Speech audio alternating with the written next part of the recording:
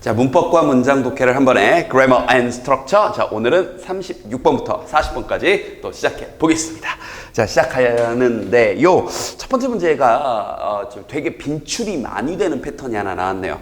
바로 which 관계 대명사를 쓸래? 아니면 in which 관계 부사를 쓸래? 문제인데요. 이제 우리 제자님들이 잘 모를 수도 있습니다. 자, 뭐냐면요.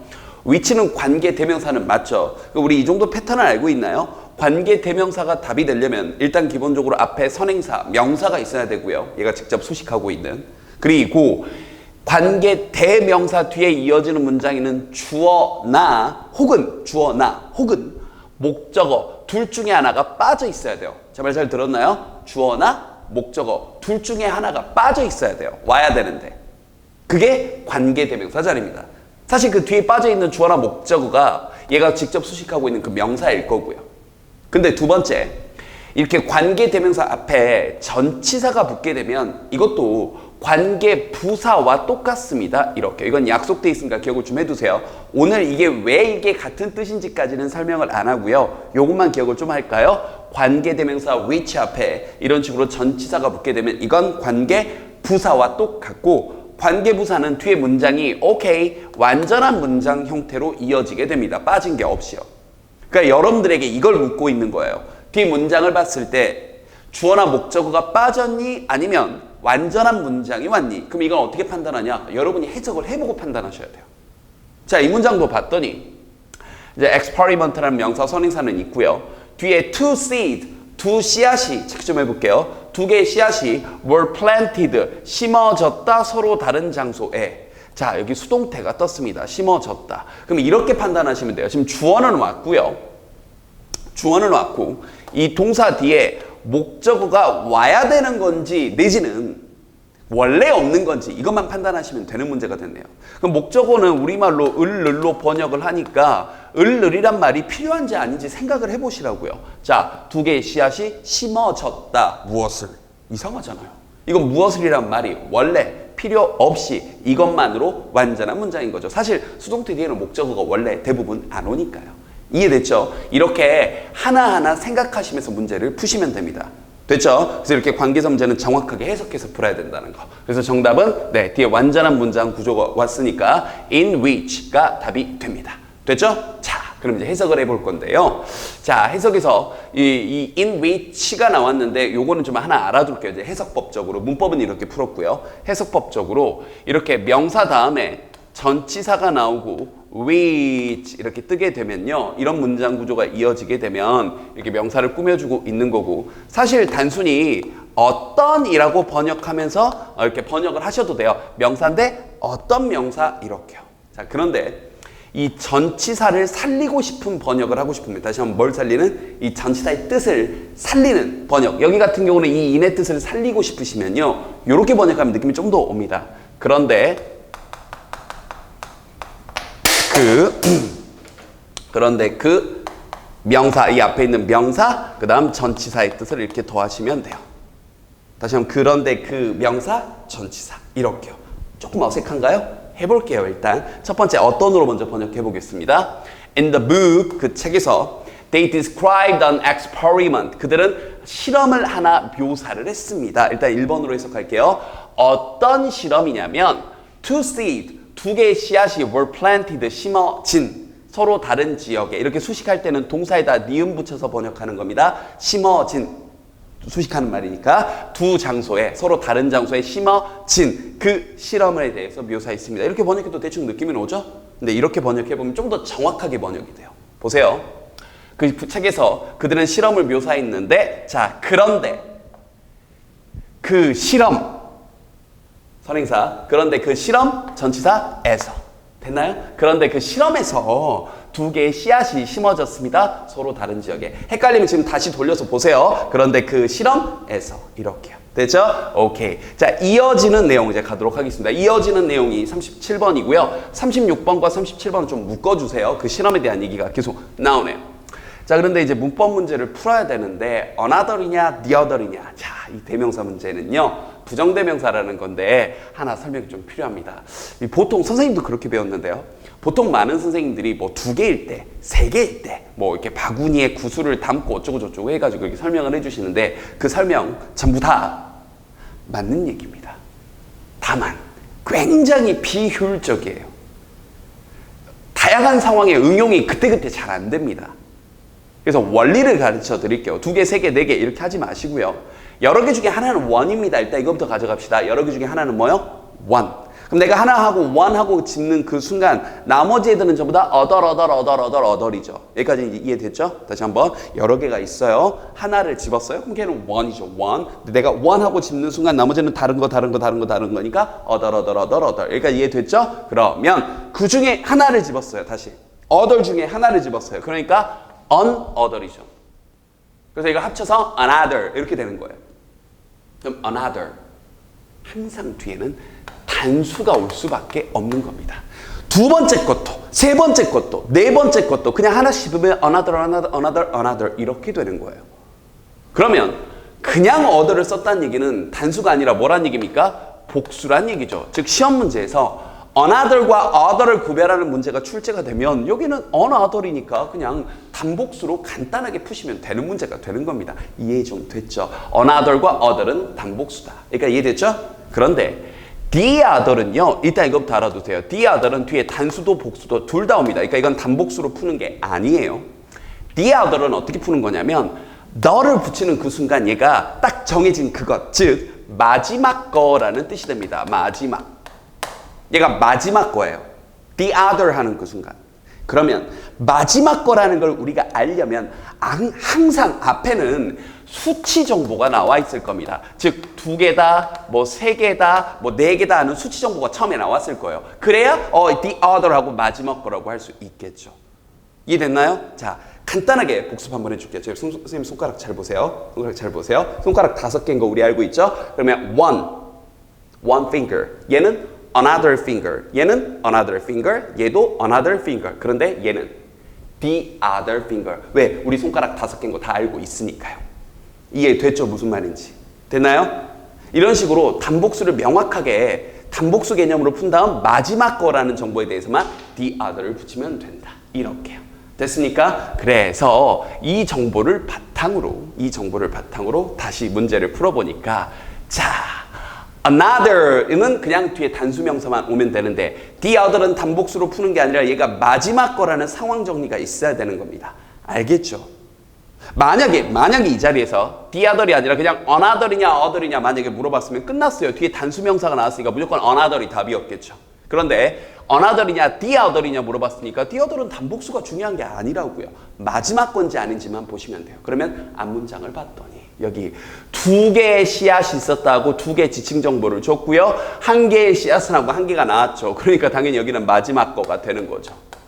이해됐습니까? 그러니까 여기가 the other 이렇게 되는 거예요. 됐습니까? 예를 들어서 3개가 있어요. 그러면 one, 얘는요 another, 얘는요 the other. 왜? 3개라고 처음에 얘기를 했으니까요. 이제 좀 이해됐습니까? 외우지 않고 충분히 이해하면서 가실 수 있습니다. 됐죠? 오케이, 문제는 풀었고요. 자, 이제 정확하게 해석해 볼게요. 앞에 나왔던 36번, 7번 내용 이어지는 거고, 자, 2개의 씨앗으로 지금 각각 다른 곳에 심었어요. 자, while 뭐만은 동안에, 뭐만은 반면, while은 동안에도 되고, 뭐만은 반면, 뭐만은 한편 이렇게 번역도 되죠. 몰랐으면 써놓을까요? 동안에도 되고, 뭐만은 반면이나 뭐하는 한편도 되고, 되죠? The two plants, 그 2개의 식물들이 were growing, 자라는 동안, 여기서는 동안이네요. 동안, one plant, 자, 한쪽의 식물은요, was given love and positive ideas. 사랑과, 자, was given은 주어짐을 당한 거니까 편하게 받았다라고 번역을 할게요. given은 주다, was given은 주어짐을 당하다, 즉 받다. 됐죠? 오케이. 사랑과 긍정적인 아이디어를 받았습니다. 다른 식물은 given only negative idea, 부정적인 생각. 에이, 나빠. 너는 못생겼어. 이렇게요. 알겠죠? 이제 이게 실험 결과가 안 나왔는데요. 이게 그 유명한 피그말리온 효과라는 겁니다. 이것만 알고 계시면 돼요. 우리 유명한 책인데 칭찬은 고래도 춤추게 한다는 거 있죠? 그 얘기예요. 우리가 특히 여러분들에게 영향을 많이 미칠 만한 부모님이라거나 친구라거나 특히 또 저를 포함한 선생님들에게 긍정적인 기대를 계속 받으면서 잘하는 친구들과 그렇지 못한 너는 잘할 거야, 너는 최고야 하는 얘기를 듣는 친구들과 그렇지 못하고 에휴 네가 뭐 내 그럴 줄 알았다 봐라 뭐 이런 식으로 부정적인 얘기를 듣는 친구들의 나중에 결과는 엄청나게 차이가 납니다. 기대가 사람을 움직이게 만들어요. 저 역시 저도 선생님도 고등학교 시절이 있었겠죠. 저도 고등학교 1학년 때 제 은사님이신 김인기 선생님, 본명이세요. 김인기 선생님께서 영어 선생님이셨는데 저를 한없이 믿어주셨습니다. 물론 제가 인생 살면서 여러 가지 칭찬을 받았겠지만 그 전에도 그죠? 그 선생님이 그 17살 그 고1 그 극초반에 김인기 선생님한테 들었던 그 한마디가 어떻게 보면 제 인생을 바꿨다고도 볼 수 있어요. 뭐라고 해주셨냐면 저에게 제가 한 달 동안 김인기 선생님께서 저한테 따로 개인 과제를 주셨거든요. 제가 영어를 너무 못해서 지금 영어 선생님인데 영어를 너무 못해서 저에게 매일매일 영어 단어 깜지를 써가지고 깜지라고 빽빽하게 채워서 쓰는 거예요. 좋은 학습법은 아닙니다. 그렇게 공부하면 안 돼요. 그런데 빽빽하게 영어 단어장을 써가지고 영어 단어를 써서 매일매일 저한테 제출을 하라고 하셨어요.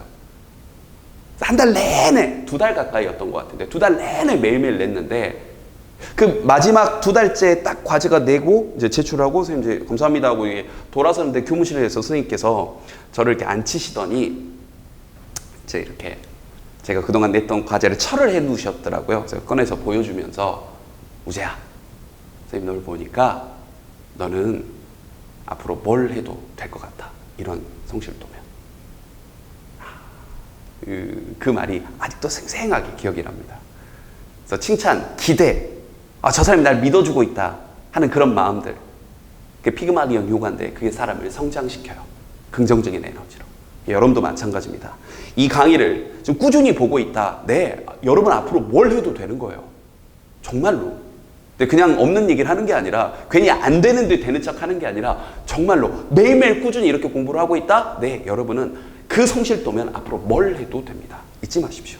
자, 이어서 38번 가도록 하겠습니다. 요 문제 좀 까다로웠어요. 일단 까다로웠어요. 뭐 출제 의도 분사 뭐 수일치 뭐 이렇게 나와 있는데 사실은 이 문제는 정확한 구조 판단 문제입니다. 정확한 구조 판단 문제예요.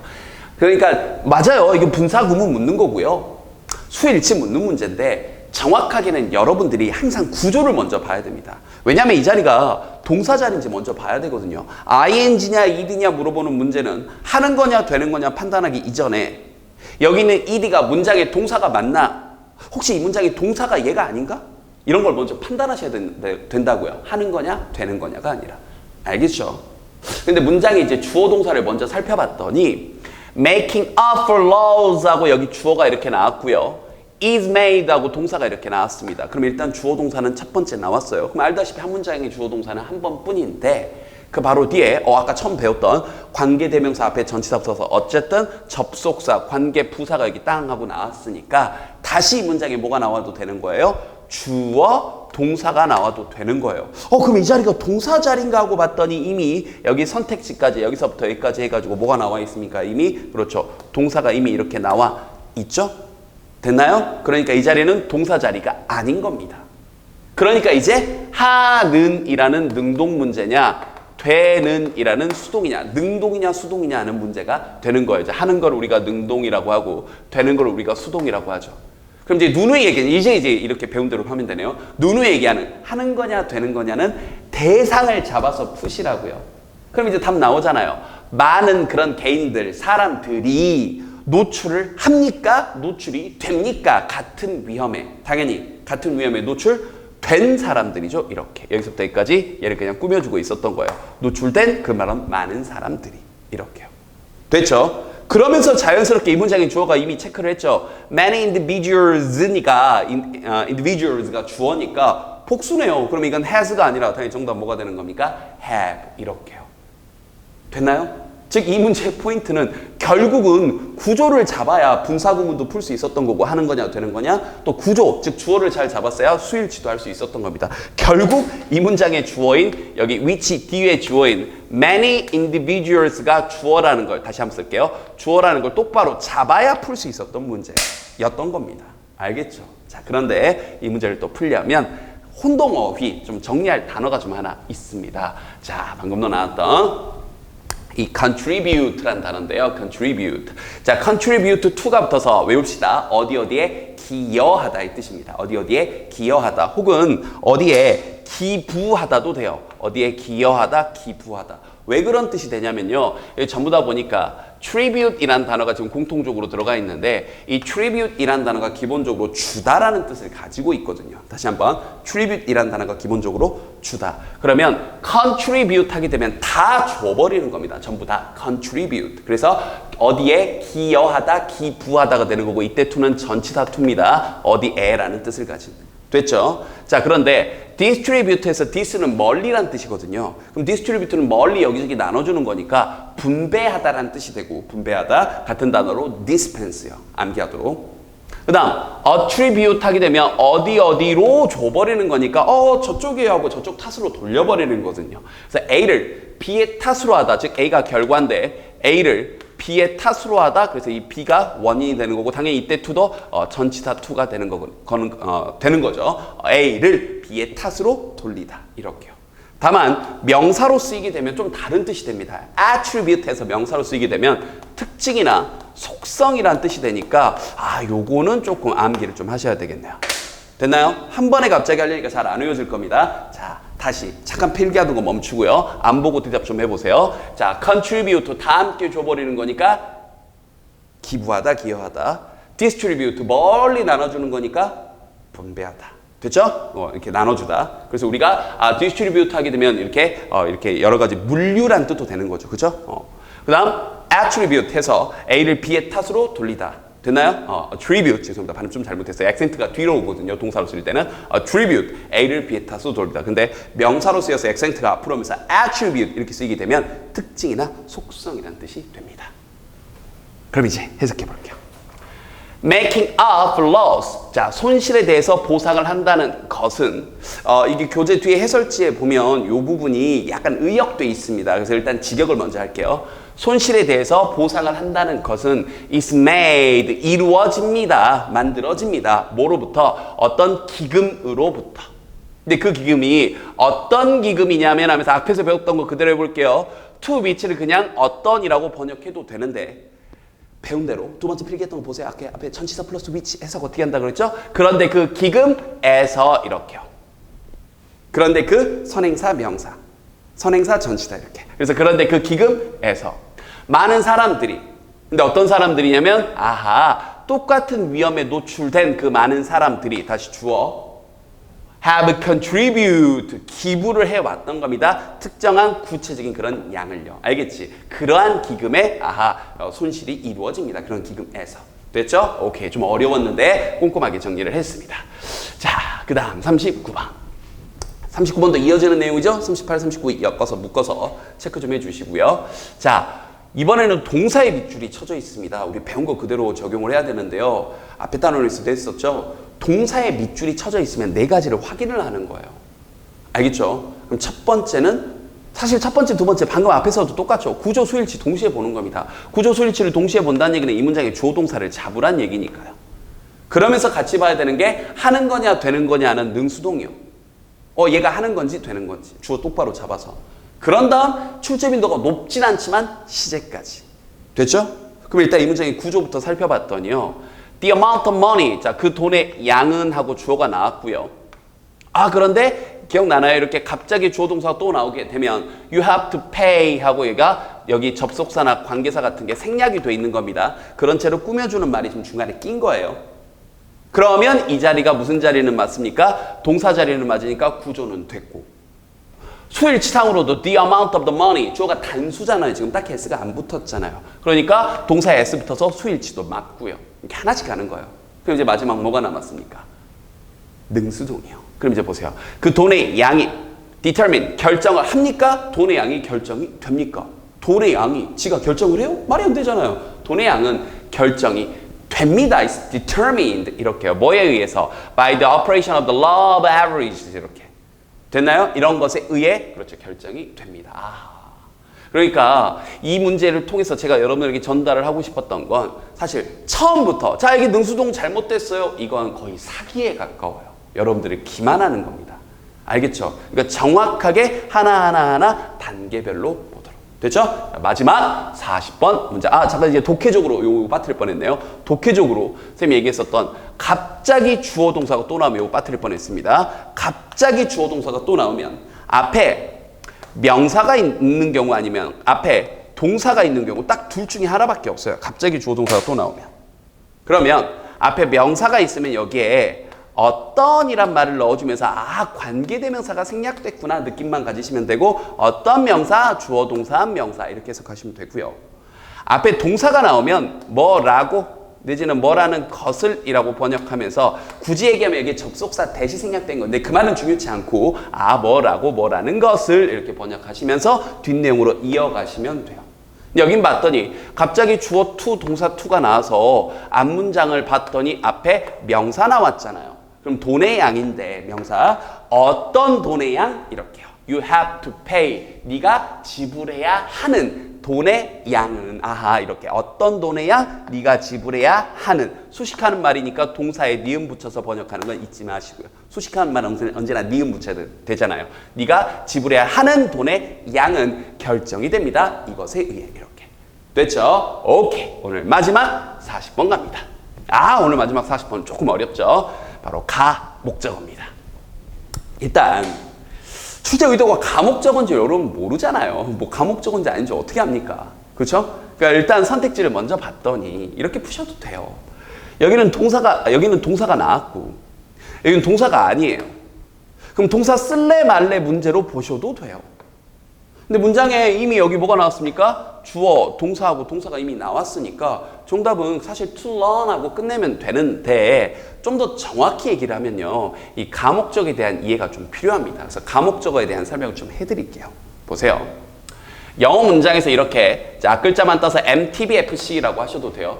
자, make, think, take, believe, find, consider. 다시 한번 앞글자만 떠서 make, think, take, believe, find, consider. 됐죠? 그래서 이 MTBFC에 해당되는 이 동사들은요. 목적어가 길어지는 걸 별로 선호하지 않아요. 특히 이 목적어 뒤에 목적어를 보충 설명하는 형용사나 명사가 있을 때 이제 이걸 혹시 제 수업 말고 다른 수업 들어왔으면 오형식 문장인데 뭐 그런 건 중요치 않고 목적어 뒤에 목적어를 보충 설명해주는 제 말 들었나요? 목적어 뒤에 목적어를 보충 설명해주는 형용사나 명사가 있을 때 목적어가 길어지는 걸 싫어해서 지금 써놓은 것처럼 마치 가 주어처럼 가 목적어 있을 써버리고 진짜 목적어는 문장 뒤로 돌려버리는 거예요. 이렇게. 우리 중학교 1학년 때 가주어도 그렇게 했잖아요. 주어가 너무 길면 주어 자리에 is고 진짜 주어는 뒤로 돌려요. 똑같아요. 목적어가 너무 길면 목적어 자리에 is을 써버리고 진짜 목적어는 to나 대세 형태로 뒤로 돌리면 됩니다. 예문 하나 바로 볼게요. I found it difficult. 이때 found는 참고적으로 이때 이런 식으로 쓰일 때 이때 find는요. 찾다가 아니라 알다나 생각하다라고 번역을 해주세요. 됐죠? 이때 find는 알다나 생각하다. 그러면 I found it difficult 번역해보면 난 그것이 어렵다고 생각했다. 그럼 그게 뭔데요? 이거네요. To keep a diary, 일기를 쓰는 것이 in English, 영어로. 끝났네요. 그러니까 이해됐죠? 자, 그런데 이제 한 발 더 나갈게요.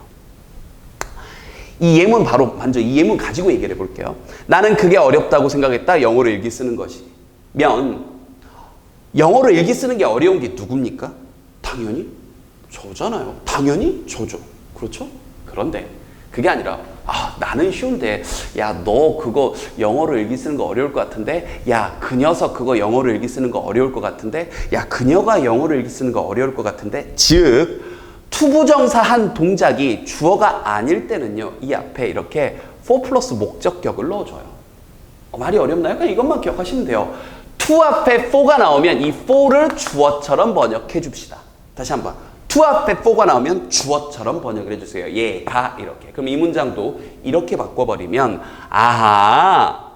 자, 제대로 번역해 볼게요. I found it difficult. 난 그게 어렵다고 생각했다. For him, 그를 위해가 아니라 그가 영어로 일기 쓰는 것이 이렇게요. 그래서 여기 투부정사 앞에 가목적어, 의미상의 주어라고 합니다. for 플러스 목적격이 붙는 것까지. 자, 필기 좀 해놓고요. 잠깐 퍼즈 버튼 누르고. 됐나요? 자, 그러면 그대로 참고적으로 제자님들 여기 문장 암기 됐죠? 우리 현장에서 이제 인강 점검하는 친구들 같은 경우는 요거 시험 보겠습니다. 나는 영어로 일기 쓰는 것이 어렵다고 생각했다. 그가 영어로 일기 쓰는 것이 어렵다고 생각했다. 영작 시험 오케이 갑니다. 자 이제 이 문장 보니까 이제 보이죠? 가목적어 it 하고 나서 여기 to에서 정답 가목적어에 대한 진짜 목적어 자리니까 to learn이 답입니다. 이렇게 해서 이제 정석대로 풀었는데 자 이렇게 하고 넘어가려고 했는데 선생님도 우리 제자님들이 항상 틀려가지고 옵니다. 여기다 답을 체크를 해가지고 와요. 이것 때문에 착각하는 거죠. 이거 이제 제대로 잡아드릴게요. 그러니까 이거 여기다 답을 체크해가지고 온 친구들이 이제 이런 얘기합니다. 선생님 메이커 사역동사잖아요. 사역동사 맞지? 그럼 사역동사 다음에 목적어 다음에 동사 원형이잖아요. 맞지? 그럼 왜 그게 답이 아니에요? 이제 이렇게 얘기한단 말이야. 삐죽 나와가지고 네가 잘못됐다고 생각을 먼저 해야지. 문제가 잘못된 게 아니라 알겠죠? 일단 우리 자세부터 제대로 하시고요. 네가 잘못됐다고 먼저 생각하셔야 돼요. 자, 이거랑 여러분 지금 헷갈린 거예요. 우리가 동사 원형은 사역동사 make 맞아요. 목적어 바로 뒤에 동작을 나타낼 때 동사 원형을 쓰는 거고 지금 보고 있는 이 구조는 목적어 자리에 it이 나왔고 이 뒤에는 목적어를 보충 설명하는 형용사나 명사가 나오고 끝난 거예요. 이 자리는 가목적어에 대한 진짜 목적어 자리고요. 예문 보면서 설명해 줄게요. 즉 He made me study 혹은 to study. 그는 내가 공부하도록 했다. 그럼 이건 목적어에 대한 동작인데 사역동사 떴으니까 동사 원형이 맞는 거예요. 이해됐죠? 그런데 여기는요. 그는 그것을 쉽게 만들었다예요. 그럼 끝난 거예요. 문장. 우리가 궁금한 건 이시 뭔지만 궁금한 거고. 됐죠? 그럼 이건 가목적어 자리니까 정답은 to study인 거고요. 공부하는 것을 이렇게. 구별됩니까? 그래서 대충 가다가 동사 원형 이렇게 하지 마세요. 사역동사 동사 원형 사역동사가 답이 되려면 동사 원형이 답이 되려면 사역동사 플러스 목적어 플러스 동사 원형 이렇게 가는 겁니다. 됐죠? 자 이제 마지막으로 번역하면서 오늘 수업 마쳐볼게요. 그들은 make it easier 그걸 더 쉽게 만듭니다. 자 for children 아이들이 자 to 앞에 for가 나오면 의미상의 주어처럼 번역한다 그랬죠. to learn 배우는 것을 이렇게요. 쉽게 만듭니다. But 그러나 they gave the central role 그들은 중심적인 역할을 둡니다. in the learning process 자 어떤 학습의 과정에서 누구에게 바로 아이들 그 자신에게 그 학습 과정에서 중심 역할을 주는데 바로 아이들 자신에게 스스로 배우도록 하게 해준다네요. 됐나요? 다시 한번 정리해보면 그들은 그걸 쉽게 만들어요. 누가? 아이들이 배우는 걸 쉽게 만드는데 누가 가르쳐서 그런 게 아니라 그들은 그 중심 역할을 줍니다. 어떤 배움의 과정에서. 됐나요? 바로 누구에게? 아이들 자기 자신에게. 이렇게요. 자 오늘 좀 긴 문장도 많았고 배운 것도 좀 많았습니다. 복습이 평소보다 좀 더 꼼꼼해야 되고 아까 나는 그가 영어로 일기 쓰는 것이 어렵다고 생각했다. I found it difficult for him to keep a diary in English. 암기를 좀 해야 될 것 같습니다. 됐죠?